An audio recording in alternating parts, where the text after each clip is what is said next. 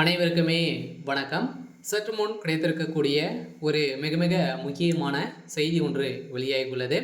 சற்று முன் டெல்லியில் திகார் சிறையில் சரணடைந்தார் முதல்வர் ஸ்டாலின். இது மாதிரி பார்த்தீங்கன்னா செய்திகள் வெளியாகிருக்கு. இப்போ பார்த்தீங்கன்னா அதிரடியாக டெல்லியில் பார்த்தீங்கன்னா திடீர்னு பார்த்தீங்கன்னா முதல்வர் ஸ்டாலின் அவர்கள் 2 நாட்களுக்கு முன்னாடி புறப்பட்டார். ஸோ இதன் காரணமாக பார்த்தீங்கன்னா அவருக்கு அதிரடியாக ஒரு சமன் அனுப்பி நீதிமன்றத்தின் மூலமாக சமன் அனுப்பியிருந்த நிலையில் பார்த்தீங்கன்னா அதிரடியாக அமலாக்கத்துறை அனுப்பியிருந்த சமன் அடிப்படையில் தான் இப்போ அதிரடியாக அமலாக்கத்துறை கஸ்டடியில் இருக்காரு அப்படின்ற மாதிரி தான் தகவல் வெளியாகி வருது.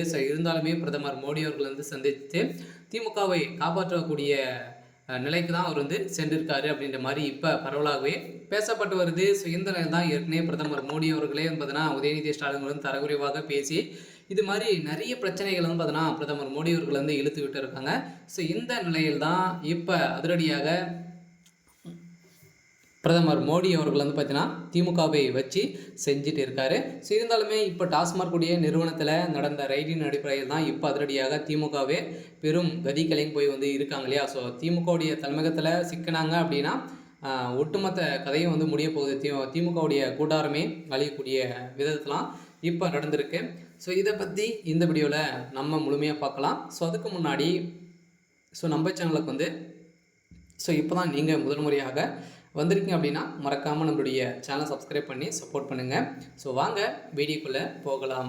பார்த்தீங்கன்னா பிரதமர் மோடி அவர்களுடைய காலையில் கதறி கதறி எழுந்ததாக தகவல் வெளியாக இருக்குது. ஏன் அப்படின்னு பார்த்தீங்கன்னா இப்போ டாஸ்மாக் உடைய நிறுவனத்தில் நடந்த ரைடின் அடிப்படையில் தொடர்ந்து பார்த்தீங்கன்னா ஒரு டாஸ்மாக் நிறுவனத்தில் இயக்குநராக வேலை செய்த விசாகனுடைய வீட்டில் பார்த்தீங்கன்னா 2 நாட்களாகவே ரைடு நடந்தது. அதை தொடர்ந்து தொழிலதிபர்களுடைய வீட்டிலும் ரைடிங் நடந்தது. இந்த ரைடின் அடிப்படையில் பார்த்தீங்கன்னா திரையுலகத்தில் இருக்கக்கூடிய நயன்தாராவுடைய பேரிலும் அதே மாதிரி உதயநிதியுடைய பேரிலும் பார்த்தீங்கன்னா இப்போ குறைந்தபட்சம் சமீப காலத்தில் 1000 கோடிக்கு மேலே சொத்துக்கள் வாங்கியிருக்கிறதாக தகவல் வெளியாகி இது நிரூபணம் ஆயிருக்கு.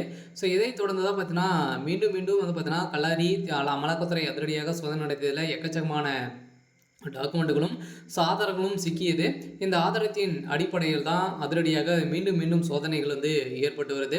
இதனால் பார்த்தீங்கன்னா உதயநிதி ஸ்டாலின் வசமாக சிக்கி கொண்டார். இதனால் பார்த்தீங்கன்னா பிரதமர் மோடியுடைய காலில் சரணடைந்து இப்போ திகார் சிறையில் தான் பார்த்தீங்கன்னா இருக்கார். அமலாக்கத்துறை கஸ்டடியில் தான் இருக்கார்.